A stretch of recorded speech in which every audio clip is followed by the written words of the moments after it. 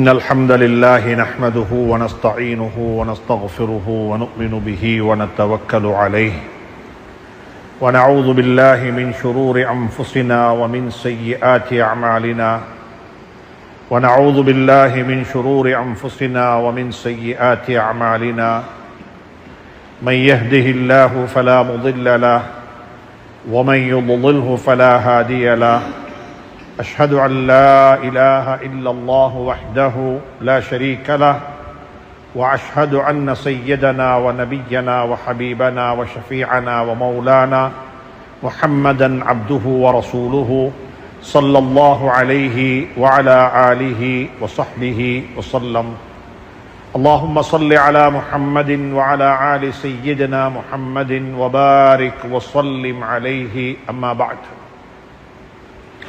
فقد قال الله تبارك وتعالى بعد أعوذ بالله من الشيطان الرجيم بسم الله الرحمن الرحيم يريدون ليطفئوا نور الله بأفواههم والله متم نوره ولو كره الكافرون صدق الله العلي العظيم அல்லாஹ்வின் நல்லடியார்களே, அன்பு சகோதர நண்பர்களே, பெரியவர்களே, அல்லாஹுவை பயந்து அஞ்சி தக்குவா செய்து அவனால் ஏவப்பட்ட ஏவல்களை எல்லாம் எடுத்து நடக்கும்படியாகவும் வேண்டாம் என்று சொல்லப்பட்ட விளக்கப்பட்ட அத்துணை வகையான பாவங்களை விட்டும் தன்னையும் தன்னை சார்ந்தோரையும் பாதுகாத்து விலகி நடந்து கொள்ளும்படியாக முதலாவதாக எனக்கும் அப்பாலுங்களுக்கும் ஞாபகமூட்டிக் கொள்கின்றேன், வசியத்தும் செய்து கொள்கின்றேன், அன்பு கட்டளையும் பிறப்பித்துக் கொள்கின்றேன்.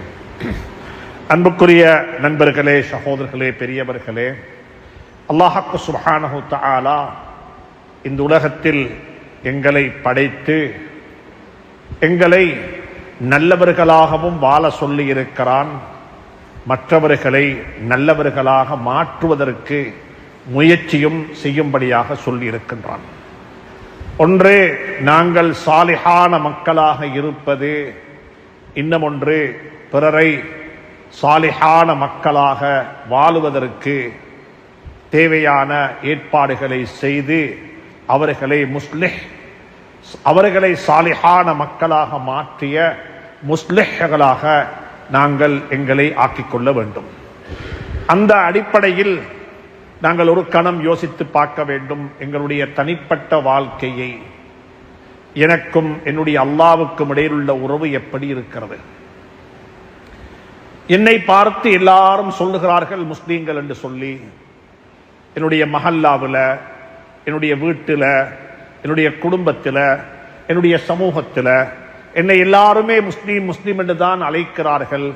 என்னுடைய திருநாமம் அப்படித்தான் எழுதப்பட்டிருக்கிறது. ஆனாலும் என்னிடத்தில் ஒரு கேள்வி எனக்கு கேட்டு பார்க்க முடியும், அதே போல உங்களிடத்தில் கேட்டு பார்க்க முடியும், நான் உண்மையிலேயே ஒரு முஸ்லிம் தானா என்று சொல்லி. ஏனென்று சொன்னால், முஸ்லிம்கள் என்பது ஒரு பிராண்டிங் அல்ல, ஒரு அடையாளம் அல்ல, ஒரு வாழ்க்கை. முஸ்லிம் என்பது ஒரு வாழ்க்கை.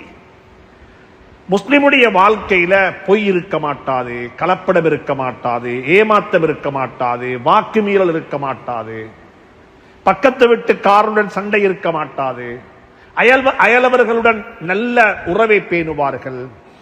இப்படியாக சாலிஹான நல்ல மனிதர்கள் முஃமின்கள் என்று சொன்னால், முஸ்லீம்கள் என்று சொன்னால் அவர்களிடத்தில் எம்மாத்திரமோ குவாலிட்டிஸ், பண்புகள் இருக்கும் என்று குர்ஆனும் ஹதீஸும் வர்ணித்திருக்கிறது. அல் முஸ்லிமு மன் சலிமல் முஸ்லிமூன மின் லிசானிஹி வ யதிஹி. முஸ்லிம் என்றா யாரு? லா யுமினு அஹதுக்கும், உங்கள ஒருவர் முஃமினாக முடியாது எதுவரைக்கும். சுப்ஹானல்லாஹ், ஸல்லல்லாஹு அலைஹி வஸல்லம் அவர்கள் எம்மாத்திரமோ நல்ல குவாலிட்டிஸ், குணங்களை பற்றி சொல்லி இருக்கிறார்கள். இந்த குணம் உள்ளவர்கள் தான் முஃமின்களாக முஸ்லீம்களாக இருக்க முடியும். ஒரு முனாஃபிக்குரிய அடையாளம் 3, இன்னும் ஒரு ஹதீஸ்ல 4. அதுல 1 பேசினா போய் பேசுவாரு. நாங்க யோசித்து பார்க்க வேண்டும், ஏண்ட வாழ்க்கைக்கும் பொய்க்கும் எவ்வளவு சம்பந்தம் இருக்கிறது. யாருடைய வாழ்க்கையில பொய் இல்லையோ அவர்களை நாங்க பாராட்டுகின்றோம். ஆனா எங்கட வாழ்க்கையில பொய் இருந்தா எங்களை யாரு பாராட்டுவாங்க?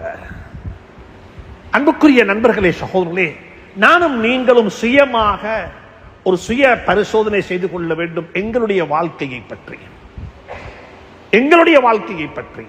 மா பைனல் இஸ்லாமி வல் குஃப்ரி இல்லா தர்க்கு ஸலாஹ். ஒரு முஸ்லிமுக்கு முஸ்லிம் அல்லாதவனுக்கு இடையில் உள்ள அடையாளம், வித்தியாசம் தொழுகையை விடுவது. இது நான் சொல்ல இல்ல, சர்தார் ஆலம் தாஜுல் மதீனா முஹம்மது ரசூலுல்லாஹ் சொல்றாங்க ஸல்லல்லாஹு அலைஹி வஸல்லம்.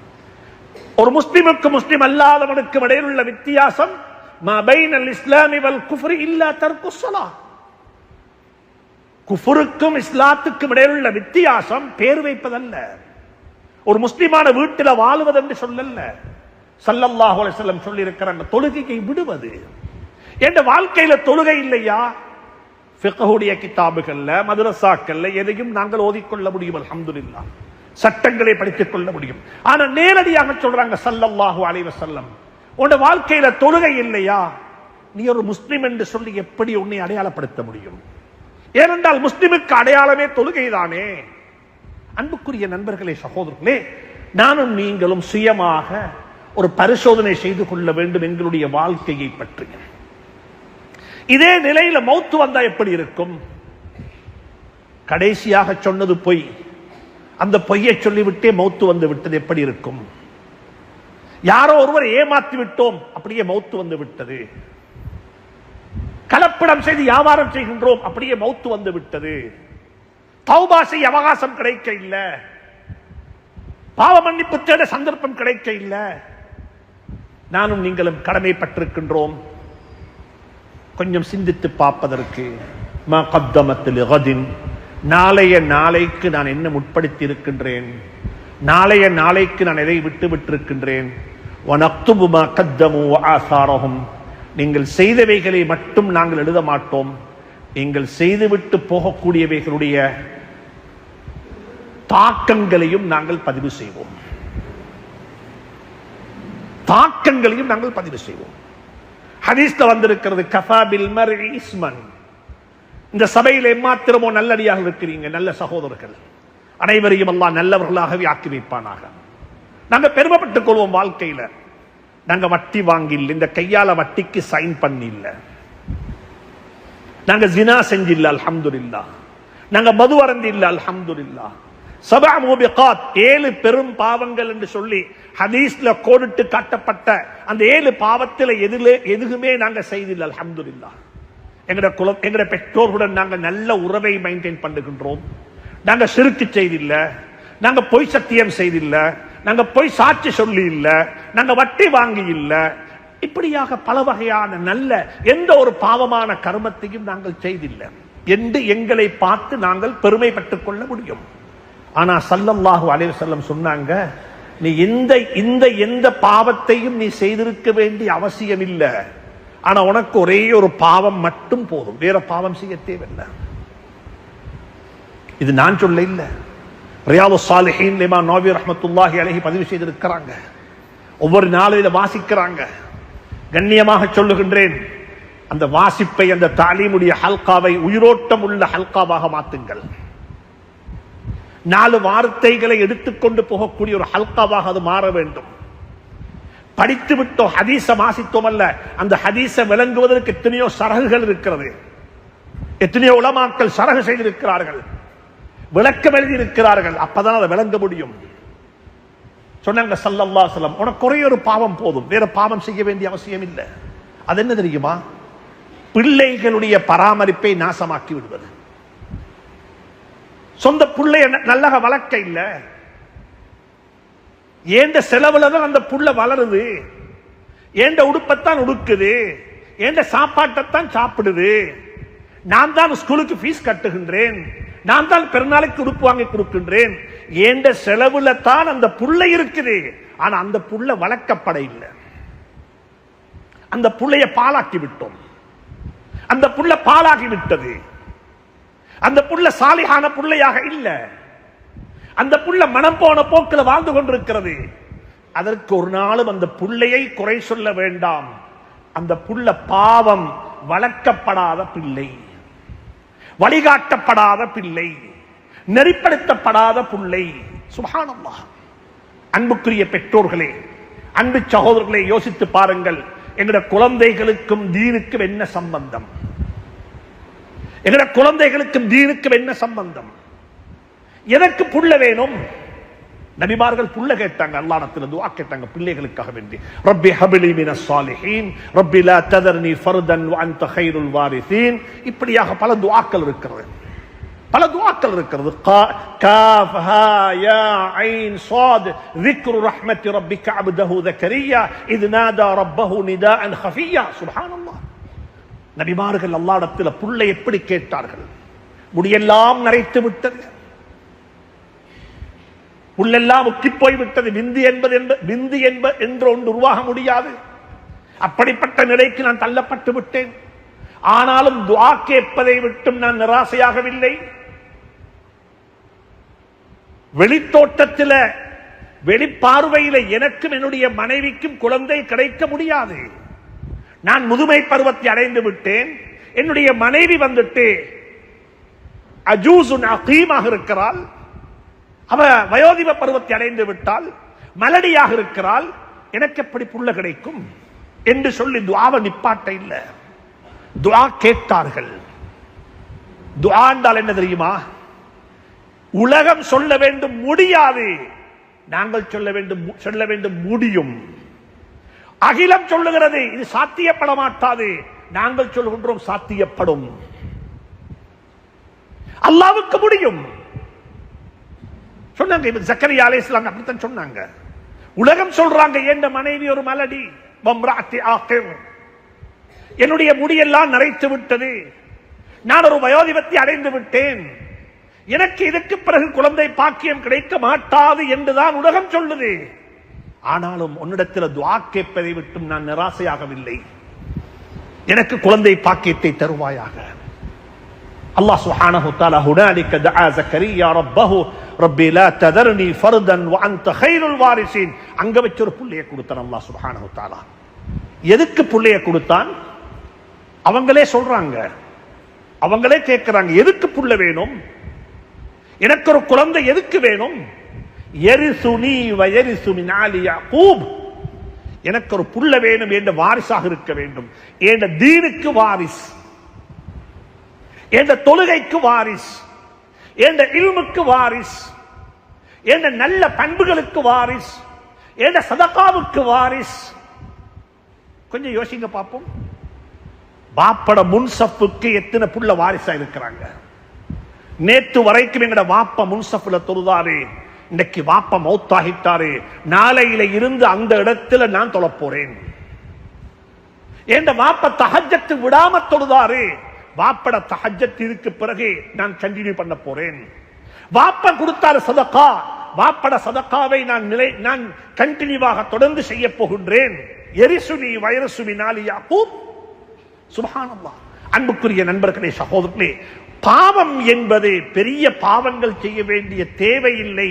தன்னுடைய பராமரிப்பின் கீழ் இருக்கக்கூடிய குழந்தைகளை பாலாக்கி விட்டால் அது போதும் என்று சொன்னாங்க ஸல்லல்லாஹு அலைஹி வஸல்லம். ஏன் தெரியுமா அப்படி சொன்னாங்க? அன்பாக சொல்லுகின்றேன், எங்கட குழந்தைகளை யாரும் குழந்தைகளாக மட்டும் பார்க்க வேண்டாம். எங்கட பிள்ளைகளை யாரும் பிள்ளைகளாக மட்டும் பார்க்க வேண்டாம். எங்கட வீடுகளுக்குள்ள உள்ள ஆயிஷாக்களையும் ஃபாத்திமாக்களையும் ஹப்சாக்களையும் அப்துல்லாக்களையும் அப்துல் ரஹ்மான்களையும் வெறுமனே எங்கட குழந்தைகளாக மட்டும் பார்க்க வேண்டாம். அவர்கள் யாரு தெரியுமா? 20 ஆண்டுகளுக்கு பிறகு அடுத்த தலைமுறையின் பெற்றோர்கள் என்பதை மறந்து விடாதீர்கள். அடுத்த தலைமுறையின் பெற்றோர்கள் என்பதை மறந்து விடாதீர்கள். இந்த குழந்தைகள் சரியாக பராமரிக்கப்பட்டால் அடுத்த தலைமுறை நன்றாக இருக்கும் இன்ஷா அல்லாஹ். இந்த குழந்தைகளை பாலாக்கி விட்டால், இந்த குழந்தைகளை மாசுபடுத்தி விட்டால், இந்த குழந்தைகளை வளர்க்கப்படாவிட்டால், இந்த குழந்தைகளுக்கு வாழ்க்கை என்பது சொல்லிக் கொடுக்கப்படாவிட்டால் அடுத்த தலைமுறை நிச்சயமாக நாசமாகிவிடும். எனவேதான் நாங்கள் சொல்லுகின்றோம், குழந்தைகளை வெறுமனே உங்களோட பிள்ளைகளாக மட்டும் பார்க்க வேண்டாம், உங்களோட குழந்தைகளாக மட்டும் அவர்களை நீங்கள் அணுக வேண்டாம். அவர்கள் யார் தெரியுமா? அடுத்த தலைமுறையின் பெற்றோர்கள், அடுத்த தலைமுறையை உருவாக்க இருக்கின்றவர்கள், அடுத்த 20 ஆண்டுகளுக்கு பிறகு பிறக்க இருக்கின்ற குழந்தைகளுடைய பெற்றோர்கள் என்பதை கவனத்தில் கொள்ளுங்கள் என்ற யதார்த்தத்தை சய்யிதுனா உமர் ரலியல்லாஹு தஆலா அன்ஹு அவர்கள் எங்களுக்கு சொல்லி தந்திருக்கிறார்கள். உலமாக்கள் இருக்கிறாங்க, உலமாக்களை அணுகி படித்துக் கொள்ளுங்கள். இப்ப கொஞ்சம் யோசிங்க பார்ப்போம். எங்களுடைய குழந்தைகளுடைய செய்தி என்ன? எங்களுடைய குழந்தைகளுடைய நிலைப்பாடு எப்படி இருக்கிறது? அவர்களுக்கு இஸ்லாத்தை சொல்லிக் கொடுக்க யார் இருக்கிறாங்க? அன்புக்குரிய நண்பர்களே, சகோதரர்களே, கொஞ்சம் நிதானமாக சிந்தியுங்கள். எங்கட ஊர்ல, எங்கட கிராமத்தில், இந்த பகுதியில் ஒவ்வொருத்தரும் யோசிக்க வேண்டும். எங்கட சிறார்கள், எங்கட வாலிபர்கள், எங்கட யுவதிகளுக்கு இஸ்லாத்தை போதிப்பதற்கு, இஸ்லாத்தை சொல்லிக் கொடுப்பதற்கு, அவர்களுக்கு அவர்கள் விளங்கக்கூடிய மொழியில, அவர்கள் இன்ட்ரெஸ்டாக விருப்பத்துடன் படிக்கக்கூடிய விதத்தில் இஸ்லாத்தை சொல்லிக் கொடுப்பதற்கு ஏதாவது வழி இருக்கிறதா? ஏனென்றால் 2-3 வாரங்களுக்கு முன்னால வெளிவந்த சாதாரண தர ஓலவல் பரீட்சையினுடைய பெறுபேறுகளை பார்க்கும் பொழுது அது எங்களுக்கு திட்ட தெளிவாக விளங்குகிறது. திட்ட தெளிவாக விளங்குகிறது. கல்விமான்கள் நிறைந்த ஒரு ஊர்ல கதைக்கின்றேன். எங்க இருக்கிறீங்க? கல்வி அதிகாரிகள் இருக்கிறீர்கள், அதிபர்கள் இருக்கிறீங்க. உங்களை வைத்துக் கொண்டு பேசுகின்றேன். ஒரு கணம் யோசியுங்கள், ஒரு கணம் யோசியுங்கள். விஞ்ஞான பாடத்தில் பாஸ், கணித பாடத்தில் பிள்ளைகள் பாஸ், அல்ஹம்துலில்லாஹ். நல்ல தொழிலுக்கு போவார்கள், நல்ல பல்கலைக்கழகங்களுக்கு போவார்கள், எல்லாம் நடக்கும் இன்ஷா அல்லாஹ். அவர்களுடைய இஸ்லாம் பாடம் எங்க இருக்கிறது? அவர்களுடைய இஸ்லாம் பாடத்துக்கு யார் பொறுப்பு? குறை சொல்லிக் கொண்டே இருக்கின்றோம். கடந்த 20 ஆண்டுகளாக அரசாங்கம் இஸ்லாம் பாடத்துக்கு யாரையுமே அப்பாயின்மெண்ட் பண்ணல என்ற அதை மட்டும் சொல்லிக் கொண்டிருக்கின்றோம். அதை சொல்லுவதனூடாக எங்களுடைய குழந்தைகள் சரியாகி விடுவார்களா? நாங்க சமூகம் என்ற அடிப்படையில் என்ன செய்திருக்கின்றோம்? மாற்றுமத்தை சகோதரர்களை பாருங்கள் கொஞ்சம். ஒவ்வொரு விகாரைகளிலேயும் ஞாயிற்றுக்கிழமை நாட்களில் அவர்களுடைய ஓலவல் பரீட்சைக்கு தேவையான பயிற்சி வகுப்புகள் நடைபெற்றுக் கொண்டிருக்கிறது, கற்பிக்கப்படுகிறது, சொல்லிக் கொடுக்கிறாங்க. ஏதோ ஒன்று நடக்குது. கிறிஸ்தவ சகோதரன் எடுத்துக் கொண்டால் அதை வினைத்திறனாக செய்து கொண்டிருக்கிறார்கள், கச்சிதமாக செய்கிறார்கள். நான் மிக அன்பாக சொல்லுகின்றேன், கண் விழித்து திறந்து கொஞ்சம் பார்க்க வேண்டிய ஒரு நிலைக்கு நாங்கள் தள்ளப்பட்டிருக்கின்றோம். முஸ்லிம்கள் பெரும்பான்மையாக வாழக்கூடிய பகுதிகளும் கூட இதை சிந்திக்க வேண்டும். முஸ்லிம்கள் சிறுபான்மையாக வாழக்கூடிய பகுதிகளும் சிந்திக்க வேண்டும். முஸ்லிம் பாடசாலைகளும் சிந்திக்க வேண்டும். முஸ்லிம் அல்லாத பாடசாலைகளில் படிக்கக்கூடிய முஸ்லிம் மாணவர்களை பற்றியும் நாங்கள் சிந்திக்க வேண்டும். ஏனென்று சொன்னால், இஸ்லாத்தை இந்த நாட்டில் ஒரு அதிகாரப்பூர்வமாக, சட்டபூர்வமாக படித்துக் கொள்வதற்கு இருக்கிற ஒரே ஒரு வாசல், ஒரே ஒரு சேனல் அந்த புத்தகம் மட்டும்தான். வேற எதையும் எந்த சந்தர்ப்பத்திலும் அரசாங்கத்துக்கு நிப்பாட்டலாம், அரசாங்கத்துக்கு கேள்வி கேட்கலாம், அதிகாரிகள் வந்து எங்களை கேள்விகளுக்கு உட்படுத்தலாம். ஏன் அங்க போனீங்க, ஏன் இதை படித்தீங்க, ஏன் இதை வாசித்தீங்கன்னு கேட்கலாம். ஆனால் கேள்வி கேட்கப்பட முடியாத அங்கீகாரம் உள்ள ஒன்றே ஒன்றுதான் இந்த 10ஆம் ஆண்டு ஜிசி ஓலவல் பரீட்சைக்கு இருக்கிற இந்த பாட சிலபஸ். நான் ஒவ்வொரு ஆலிமுக்கும் சொல்லுகின்றேன், கண்ணியமாக சொல்லுகின்றேன், முறையாக சொல்லுகின்றேன். எங்கட ஊர்ல நாங்கெல்லாம் இருக்கும் பொழுது, ஜமியத்துல் உலமா இருக்கும் பொழுது, பள்ளி நிர்வாகம் இருக்கும் பொழுது, எத்தனையோ தாவா களங்கள் இருக்கும் பொழுது, எங்கட ஊர்ல ஒரு புள்ள இஸ்லாம் பாடத்தில் ஃபெயில் எப்படி இருக்கும்? எங்கட ஊர்ல ஒரு சகோதரி, ஒரு மாணவி இஸ்லாம் பாடத்தில் ஃபெயில், விஞ்ஞான பாடத்தில் பாஸ், எப்படி இருக்கும்? இதுக்கு யார் வகை சொல்லுவது? இதுக்கு யார் பொறுப்பு சொல்லுவது? கடந்த காலங்களுடைய பெருபேறுகள் இதைத்தான் சொல்லுகிறது. சமூகம் சிந்திக்க வேண்டும். யுவதிகளை பற்றி சிந்தியுங்கள், அதாவது எங்களுடைய வாலிபர்களை பற்றி சிந்தியுங்கள். இல்லாவிட்டால் என்ன தெரியுமா நடக்கும்? நடந்து கொண்டிருக்கிறது, நடந்து விட்டது. போதை பொருளுக்கு, பாவனைக்கு அடிமையானவர்கள், தொழில் வாய்ப்பு இழந்தவர்கள், ஒதுக்கப்பட்ட ஒரு சமூகம், சிறைவாசம் அனுபவித்துக் கொண்டிருக்கக்கூடிய ஒரு கூட்டம் சொல்றாங்க இல்லையா, முஸ்லிம்களுடைய விகிதாசாரம் 10%, நாட்டில் 12%, மரிய உட்டுல சிறைச்சாலைகள் எத்தனை வீதம் என்று என்னமோ சொல்றாங்க, சொல்லிக் கொண்டிருக்கிறார்கள். எத்தனை வீதம் எங்களுக்கு தெரியாது, அதை படித்து பாருங்கள். அன்புக்குரிய நண்பர்களே, சகோதரர்களே, எங்களை பற்றி நாங்கள் சிந்திக்க வேண்டும், எங்களுடைய சமூகத்தை பற்றி நாங்கள் சிந்திக்க வேண்டும். மிக இரக்கமாக சொல்லுகின்றேன், இந்த விடயத்தில் கவனம் செலுத்துங்கள். பள்ளிவாசல்கள் கவனம் செலுத்த வேண்டும். உமர் ரலியல்லாஹு தஆலா அன்ஹு காபத்துல்லாவை தவாப் செய்து கொண்டிருக்கிறார்கள். ஒரு காட்டரபி, ஒரு சகோதரர், அவரும் சேர்ந்து தவாப் செய்தார். உமர் ரலியல்லாஹு தஆலா அவருக்கு கிட்ட போய் நெருங்கி அவர்கிட்ட கேட்டாரு, சூரத்துல் ஃபாத்திஹாவை கொஞ்சம் ஓது பார்ப்போம் என்று சொல்லி. அவருக்கு சூரத்துல் ஃபாத்திஹா பாடமில்லை. உமர் ரலியல்லாஹு தஆலா அன்ஹு சொன்னாங்க, அல்லாஹ் என்னிடத்தில் எதை பற்றியும் கேட்பான் என்று சொல்லி. இங்க இருக்கிற உலமாக்களுக்கும் சொல்லுகின்றேன், பள்ளி நிர்வாகத்துக்கும் சொல்லுகின்றேன், இங்க இருக்கிற தாவா அமைப்புகளுக்கும் சொல்லுகின்றேன், நீங்க எதை சொன்னா சொல்லிக் கொடுத்தாலும் பிரச்சனை இல்லை, சொல்லிக் கொடுக்காவிட்டாலும் பிரச்சனை இல்லை, கட்டாயம் அவர்களுக்கு ஃபர்தானதை சொல்லிக் கொடுங்கள். என்னோட ஊரில் இருக்கிறவர்களுடைய தொழுகை எப்படி இருக்குது, அத்தஹியாத் எப்படி இருக்குது, அவர்களுடைய தொழுகையில் அவர்களுக்கு எப்படிப்பட்ட உள்ளச்சம் இருக்கிறது, வட்டியை விட்டும் பாதுகாத்துக் கொள்ள வேண்டும் என்ற உணர்வு எப்பளவு இருக்கிறது, இந்த உணர்வுகளை எல்லாம் ஏற்படுத்துவது எங்களுடைய பொறுப்பு என்பதை மறந்து விடாதீர்கள். இந்த பொறுப்பை நிறைவேற்றுவது எங்களுடைய ஃபர்து கிஃபாயா. இப்ப எத்தனை முஸ்லீம் ஊர்கள் இது நடக்குது? இப்ராஹிம் அலைஹிஸ்ஸலாம் துஆ கேட்கிறாங்க அல்லாஹ் இடத்துல. 2 துஆ கேட்டாங்க, 2 கட்டத்துல துஆ கேட்டாங்க. ரப்பிஜ்அல் ஹாதல் பலத ஆமினன், ரப்பிஜ்அல் ஹாதா பலதன் ஆமினன். 2 வகையா கேட்டாங்க. யா அல்லாஹ், இந்த முழு ஊரையுமே ஒரு பாதுகாப்பான ஊராக ஆக்கி வைப்பாயாக.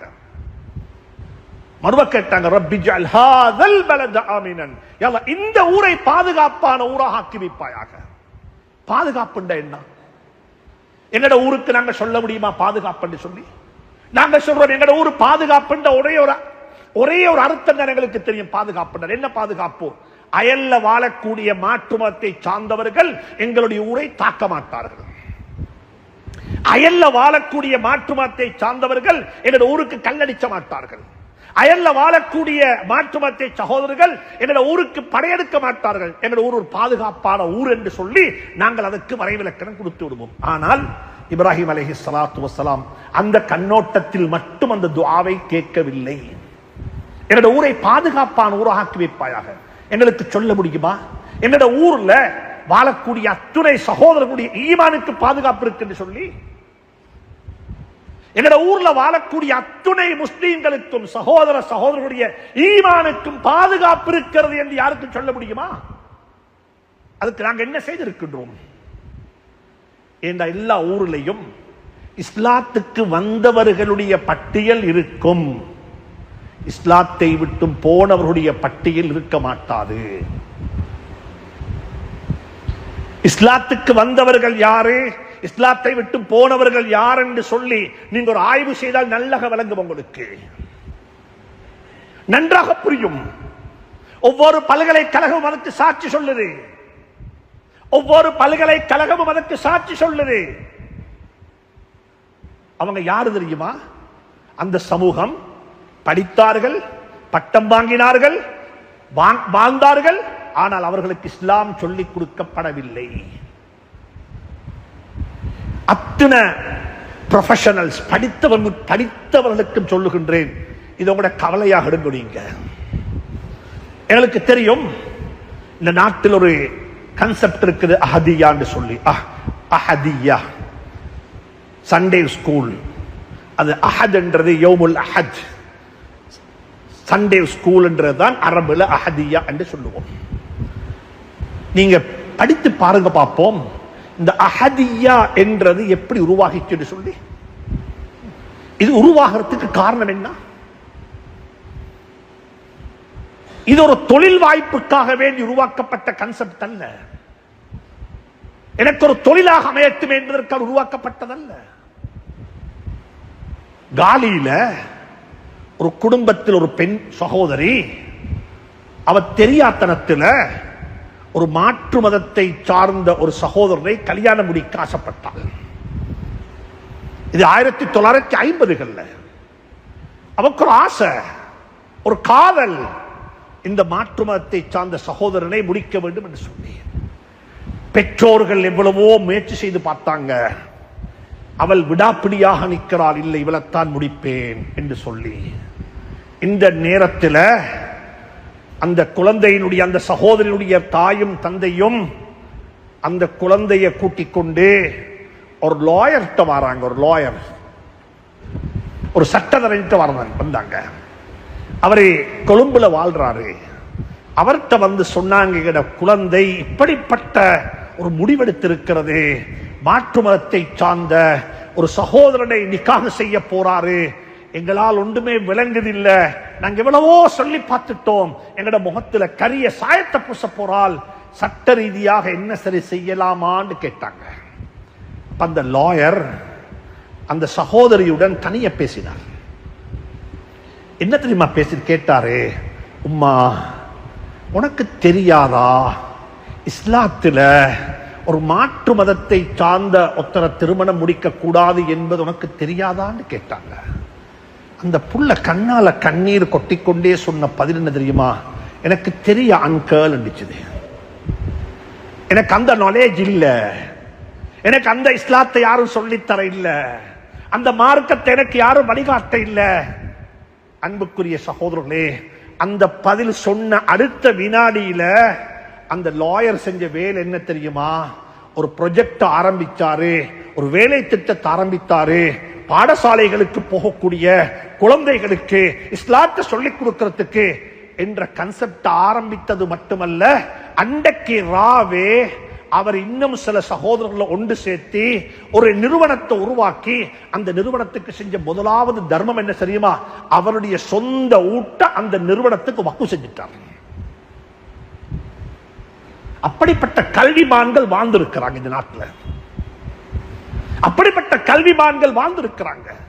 சமூகம் வாழணுமா, என் வீட்டை கொடுத்துன்றேன், என் வீடு போகட்டும், இன்றைக்கு வந்த வீடு இருக்கிறது.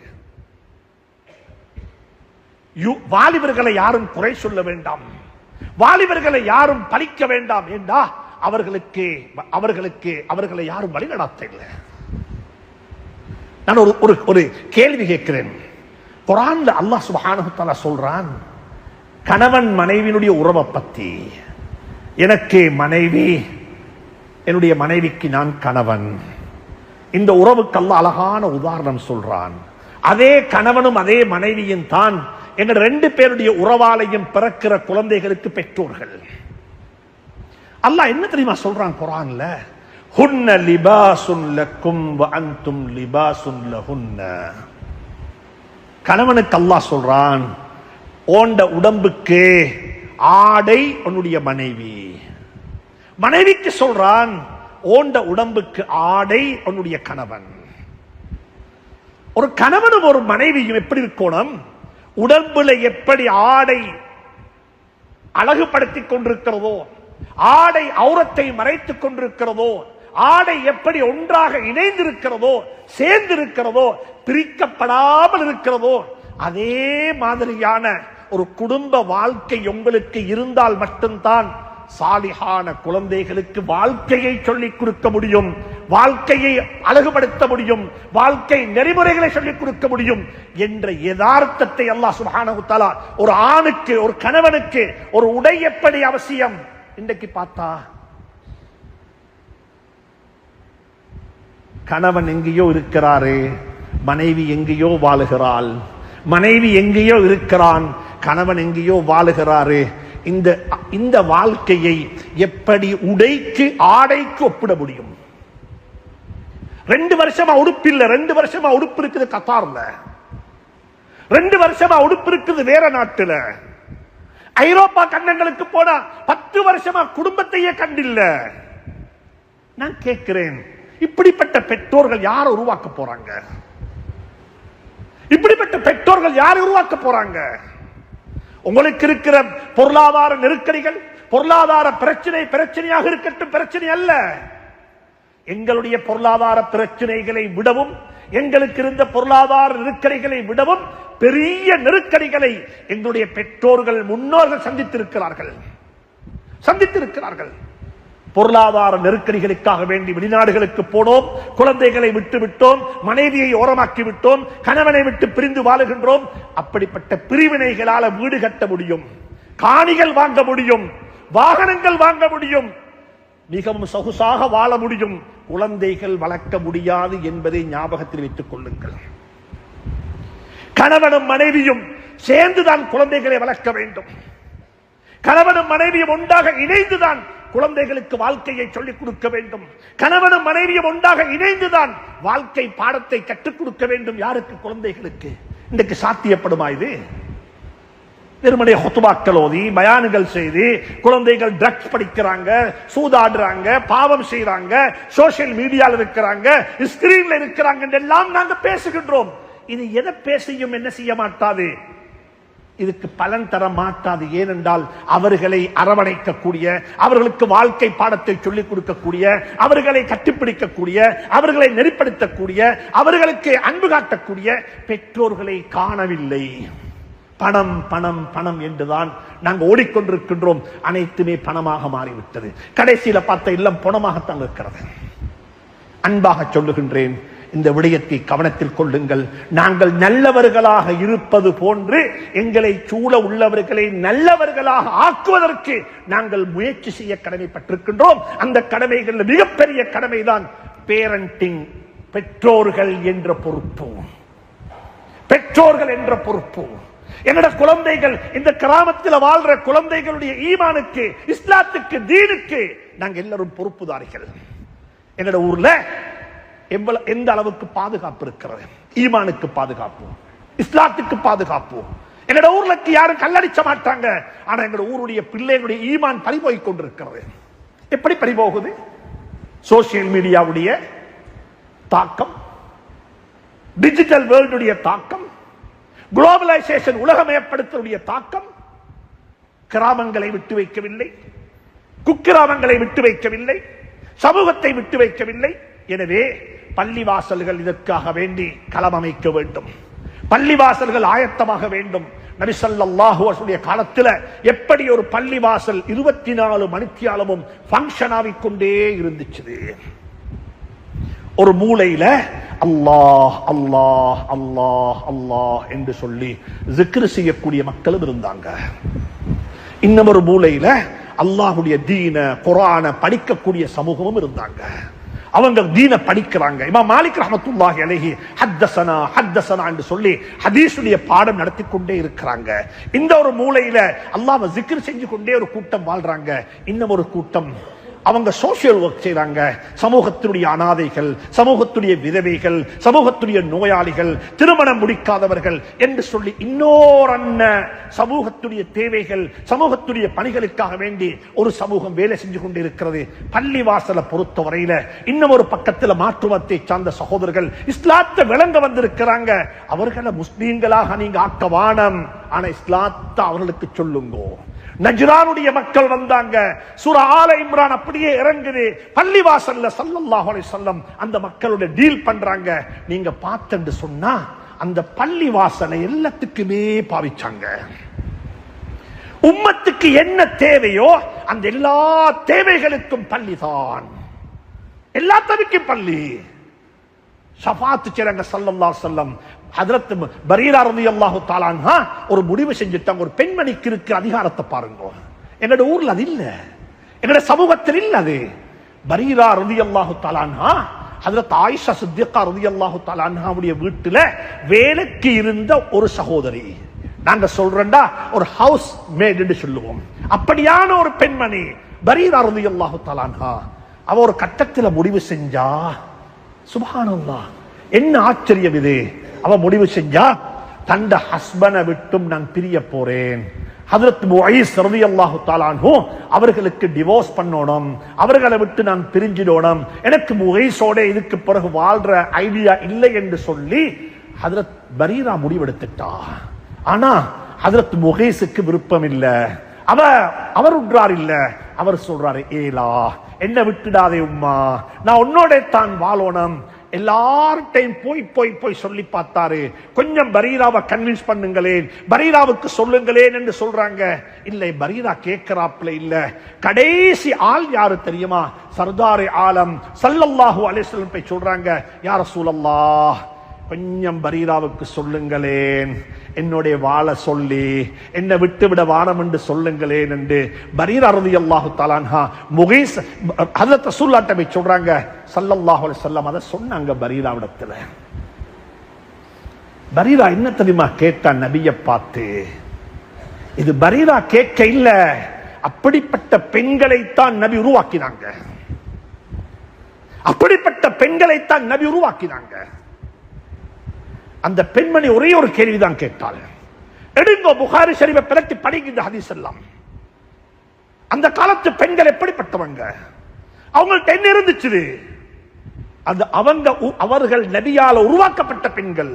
அவர் வார்த்தை கேட்ட நபியை பார்த்து, யா ரசூலல்லாஹ் ஹுக்மன் அம் ரஅயன், இது ஆர்டரா அல்லது உங்களோட ஒப்பீனியனான்னு கேட்டான். ஹுக்மன் அம் ரஅயன், இது ஆர்டரா அல்லது கட்டளையா அல்லது ஒப்பீனியனா, உங்களோட ஒரு மஷூராவான்னு கேட்டா.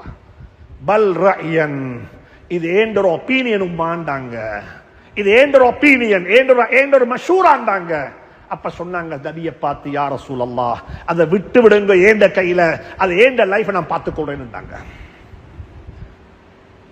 இதுதான் ஸல்லல்லாஹு அலைஹி வஸல்லம் உருவாக்கின ஒரு சமூகம்.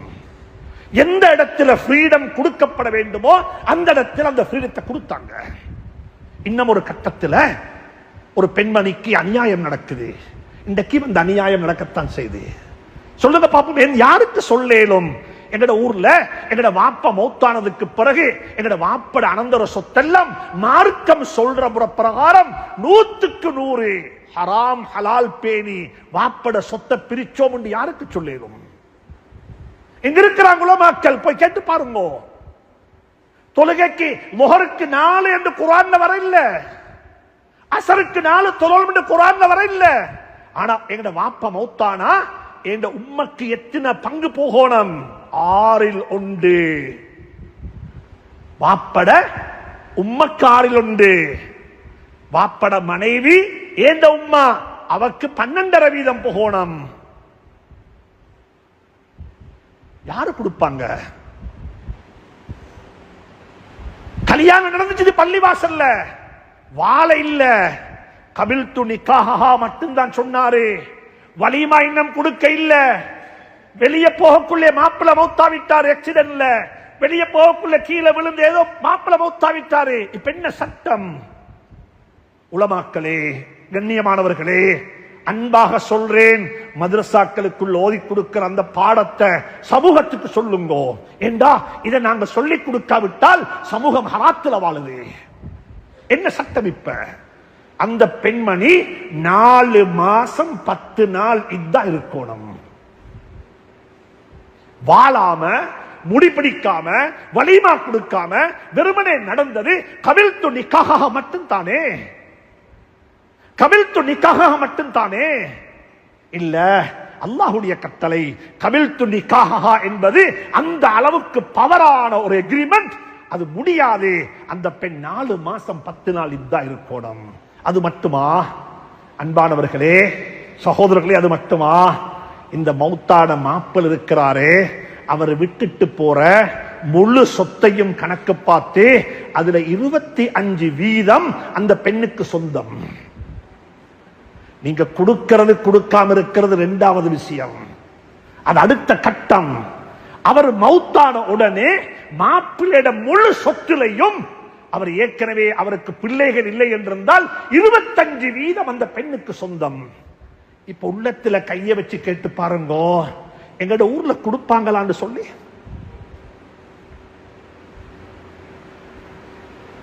இத கொடுக்கிறதுக்கு எங்கட உள்ளத்துல சந்தேகம், டவுட் ஒன்று வருகுதுண்டா மறுவ கொஞ்சம் இஸ்லாத்தை புதுப்பிச்சுக்கோங்க. மறுவ கொஞ்சம் இஸ்லாத்தை புதுப்பிச்சுக்கோங்க. ஏன்னா இது குர்ஆன். எனவே ஒரு சமூகத்தை உருவாக்குவோம், ஒரு சமூகத்தை உருவாக்குவோம். பள்ளிவாசல்கள் அதுக்குரிய மையமாக மாற்றுவோம். பள்ளிவாசல் அந்த நாலேஜ் கொடுக்கணும் சமூகத்துக்கு. ஹராம் ஹலால், அல் ஹலாலு பையினுன் வல் ஹராமு பையினுன். ஹராம் என்பது வட்டி மட்டுமல்ல. அல்லாஹ் சுப்ஹானஹு தஆலா அப்படிப்பட்ட ஆரோக்கியமான ஹைர்கள் நிறைந்த பரக்கத்துகள் நிறைந்த ஒரு கிராமமாக இந்த கிராமத்தை அல்லாஹ் ஆக்கி வைப்பானாக. இந்த ஊருக்கு அல்லாஹ் எல்லா பாக்கியத்தையும் நசீபாக்குவானாக, எல்லா வகையான பாதுகாப்பையும் நசீபாக்குவானாக. ஒரு முன்மாதிரியான கிராமமாக இந்த ஊரை அல்லாஹ் ஆக்கி வைப்பானாக. பள்ளிவாசல்களை ஹயாத்தாக்குவானாக. உம்மத்துடைய எல்லா தேவைகளும் பள்ளிவாசல்களை கொண்டு பூர்த்தியாகுவதற்குரிய ஒரு அழகான சூழலை அல்லாஹ் நம் அனைவருக்கும் ஆக்கி தருவானாக. வஆகிர் தஅவானா அனில் ஹம்துலில்லாஹி ரப்பில் ஆலமீன்.